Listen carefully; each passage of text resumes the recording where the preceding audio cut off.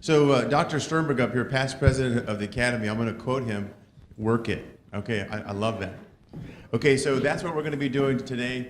We want to help build your online reputation using social media. So our agenda for today is we're going to teach you how to create a professional Facebook. Raise your hand if you're on Facebook. Okay, fantastic. Raise your hand if you have a professional Facebook page. Professional one. I see a few hands. Okay, excellent, excellent. Next, we'll recommend creating a stellar website. Raise your hand if you have your own personal website already. Okay, good, excellent. And then we'll talk about claiming all of the review sites in just a moment. And then we'll touch on Twitter briefly as well. So what's the most popular social media site right now? What do you guys think? Snapchat, raise your hand. Who's on Snapchat? Raise your hand if you're on Snapchat. Fantastic, okay. Teenagers, my kids are on that, okay. Instagram, raise your hand. Okay, cool, isn't that fun? All right, cool. This guy's having a good time over here. You've been drinking already or what? All right, this is social media, okay? So, the most popular social media site right now is Facebook. 1.59 billion with a B, bravo, active users on Facebook. So Facebook is still king. You can see the other numbers. For time's sake, we'll keep moving. So the question for you is, where does your online reputation begin? It actually starts offline. Okay? So if you're doing a horrible job in the clinic, don't post anything online because you're just an extension of who you are in the clinic. So what you want to do is actually focus on the interaction that you're having with the patient.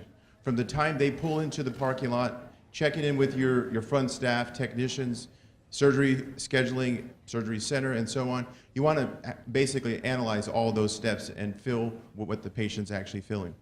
So you want to focus on the 3 A's we like to do. Your appearance, you want to look professional.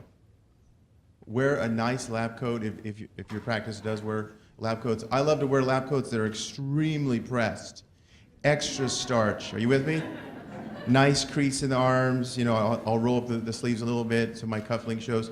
Patients love that, okay? If they see that, they're gonna say, gosh, if he's so good at that, imagine how good he's gonna be with my eyes, okay? Next, your attitude. How's your attitude when you're falling behind? How's your attitude when your staff asks you, would you mind seeing an ER? Another ER? I don't like to use the word ER. I like to use the phrase PIN. Have you guys heard of that? A PIN? P-I-N? It stands for patient in need. Can you imagine if your technician approached you this afternoon and said, doctor, would you mind seeing a patient in need? Who's going to say no to that, right? Yes, I do. I don't care, all right? So remember your attitude. Even first thing in the morning, greet all of this staff. Walk in the clinic with your head up. I remember one morning walking into my clinic, and I was walking like this, just with my head down. And one of the staff members asked, are you doing okay? You having a good day? I'm like, yeah, I'm doing fine. Why? It's like, oh, you had your head down. I'm like, wow, I didn't even know I had my head down. So I purposely try to walk in with my head up. Everyone's reading your body language. So this is the most important slide here for you. These are the building blocks for those of you who want to get started.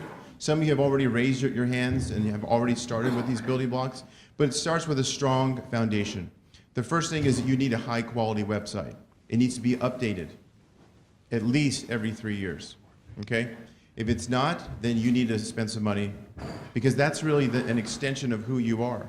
If your practice looks amazing and your website looks horrible, the first impression of your practice might be online. So just remember that. Next, I'm going to recommend that you create a professional Facebook page, and I'll show you why in just a second. And then the review sites we'll touch on. And then if you have time, then expand to LinkedIn and Doximity, Twitter, Instagram, and YouTube. For the sake of discussion, we're just going to be focusing primarily on Facebook and the review sites. So these are the top 3 sites patients will see when searching your name. When you get a chance, don't do it right now, because I see some of you guys are on your phone. No, it's okay. You can be on your phone. It's okay. So search your name. Some of you are first-year residents. Raise your hand if you're a first-year resident. Okay. I see one hand. Fantastic. Your name won't even come up. I apologize. That's not my fault. Okay. And it's not that no one likes you. You're just not that popular yet. As a second-year resident, if you published a paper, you attended a conference, someone mentioned your name, then you're going to come up more frequently on a Google search. As a third-year resident, then once you start practice, your name's going to start to, Google's going to crawl your name to see how many times it's showing up online. And believe it or not, I'm going to show you when you search most doctors' names that have been in practice for more than a few years, it's going to be interesting what comes up first. And I'm going to show you that in just a moment. So your website, make sure you have a professional photo done. Have you ever seen some of those photos where it's kind of a selfie? And ladies, don't do one of these selfies like up here. You know what I'm talking about? I'll leave it there, okay. So, and try to use one consistent name. Some people have, different names, like William Roy Fuchs, but he goes by Bill, okay? Or some people go by their middle name, W. Roy Fuchs. So try to be consistent. You're young enough right now that you can actually create your website. Even if you don't create your website, I would encourage you to go buy your domain name. So GoDaddy.com would be a good place. Type in your name, so-and-so-md.org. Buy that domain name so you at least have it. In case you ever want to use it later, you own it. And it's very inexpensive too, like less than $10. So I recommend creating a professional Facebook page. This is my personal professional Facebook page separate from my practice. Our practice has sort of a global professional Facebook page, but your patients want to know and learn a little bit more about you. So I see one of my partners out in the audience, Dr. Lon Chang. Great to see you, rock star, pediatric ophthalmologist. People want to know what Dr. Chang has been doing at the Academy. Dr. Chang has attended the American Academy of Ophthalmology. He presented some of the latest research, trained at Duke. People want to know that. It's difficult for us to put all that on our global website and our global Facebook page, but you can actually input that in right on the fly today. Next, we're going to talk about review sites. These are the most common ones: Healthgrades, Vitals, and Yelp. There's certainly other ones as well. Ask your patients to review you. Would you mind reviewing me on Healthgrades? Absolutely, thank you. Typically only ask patients that are going to be happy, right? So you do surgery, everything goes great, and you sense that they're just overjoyous. And most of our patients are, right? Unless you're in pathology. Anyone in pathology? Dr. Lloyd, thank you. Big money there, big money. So ask your patients also to review you on Facebook, because that too will actually increase your rank on Google. You can also consider creating a card with the website link, hand it to them. When you go home today, if you wouldn't mind going to vitals.com and sort of sprinkle it so you start to get 10 to 20 and 30 likes and so on. And you can consider using an online reputation. There's a company created by one of our young ophthalmologists, former chair of the Yale Committee, Dr. Andy Doan, who owns Credential Protection and does a really good job there. So I'm going to give you a quick example. I typed in my name on Google. You can also sign up for Google Alerts, which will alert you as to how often your name's coming up. And these are some of the, can you guys read that? You guys can? Wow, you guys are young. Okay, I can't see that, that's fantastic. So I'm gonna zoom in for the 45-year-old guy here. And here are the top ranks. And I would encourage Dr. Sam Maskett right here from LA, rock star cataract surgeon. Go to many of his talks, excellent. I suspect yours will be very similar to this, Dr. Maskett. But in my case, Healthgrades was #1. Then my Facebook page, not my personal one, because that's private, my professional Facebook came up second. US News and World Report review of me, Vitals, and look where my website came up, 5 and 6. My Facebook page, and you can see there's some ratings there. I got 4.5 out of 19 votes, 4.6. I was hoping it was a little bit higher, but hey, no one's perfect. Don't judge me. It's okay. So you might be asking, what should I put on my Facebook page? It's all about educating and engaging your patients. You can provide some educational value, and I'll give you some examples of some resources that you can use for that. You want to avoid family photos on your professional Facebook page. Do not friend your patients online, or your patients rather, sorry. Do not give medical advice online, and you need to explicitly write somewhere on your professional Facebook page that this does not constitute a physician-patient relationship. If you have an emergency, please dial 911 or contact our office. Next up, LinkedIn and Doximity. Raise your hand if you're on LinkedIn. Okay, awesome. Raise your hand if you're on Doximity, if you downloaded that app. Both of these I personally have used to actually contact other doctors for referrals. So this has been very, very helpful for me. There's just those times where you have a buddy that's out of state, you lost their cell number, but you can look it up very quickly on the Doximity app. And most doctors will actually put their personal cell on there and their fax number and various information, and you can just directly message them through the Doximity app, and it's just a fast way to take care of our patients. So finally, talking about some resources before we finish up on Twitter, you can visit the Academy's iSmart website. A lot of great information, great videos, great articles and pictures explaining various eye conditions. So you don't even have to create it yourself, but make use of the resources. This is an incredible website. Patients should be going to this site, not anywhere else.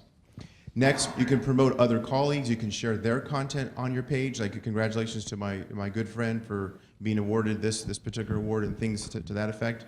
And then just try to include some fun videos on your professional page. But just try to keep it clean. Okay, don't include any personal photos of the Global Yo Party tonight.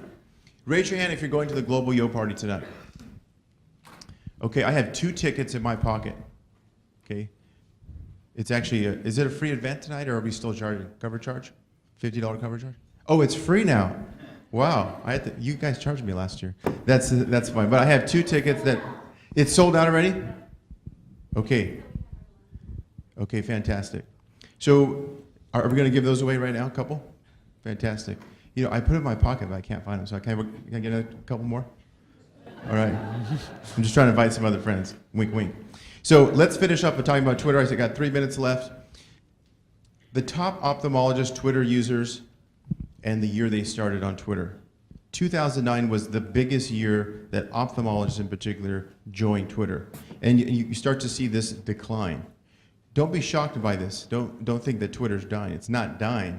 It's just for whatever reason, there haven't been a lot of ophthalmologists that have joined Twitter recently. So I want you to raise your hand if you're on Twitter right now. Okay? So this is an excellent opportunity for those of you who are leaders. Raise your hand if you're a leader. Okay. Raise your hand if you're kind of a big deal. Okay, I see a couple hands. You're brave, both of you guys. God bless America. Okay, so here's your unique opportunity for you to be a leader online, to educate not only your local community, but educate the global community in the eye.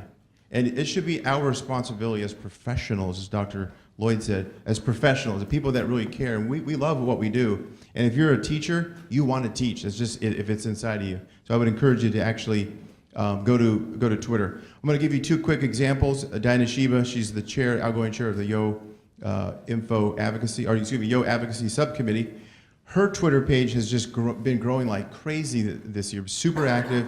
Follow her. On Twitter. She has a lot of great information, educational pieces, not just on ophthalmology, but a lot of medicine type topics, and you can learn a lot. Another great example of a Twitter page is another young ophthalmologist, Andrea Tully. Is she in the audience here today? Bam, there she is, rock star over here. Visit her Twitter page. I don't know how you get so many likes on your page. That's incredible. A little shout out. Okay, nothing wrong with promoting others. So, look at Diana Shiva's tweet. She had 270 retweets and 276 likes just from a simple, great photo, and there's a link there as well as a couple of hashtags. So try to include your website link and 2 hashtags. Here's another example, cataract surgery benefits for patients and society. And she puts a little smiley face. That always gets a few extra likes, just FYI. I'm going to try that. It just doesn't look the same when I do it. You know, heart, you know. Yeah, my grandson loves it. We have a 1-year-old grandson now, so we're super excited to have him on board. And then also, always cite your sources. She obviously is getting her information, in this case, from ismart.org. Excellent resource. I would encourage you to send your patients there as well. So in conclusion, I got 30 seconds. Create a professional Facebook page, number 1. You have to spend money to promote your page. We're doing social media guru tips from 2 to 3 today in room S504. It's only for very serious people that really want to expand their online presence. Create a stellar website, claim all your review sites, go online, make sure that the information is correct, upload a new photo, and Twitter's a great opportunity for you to be an ophthalmic leader. Thank you.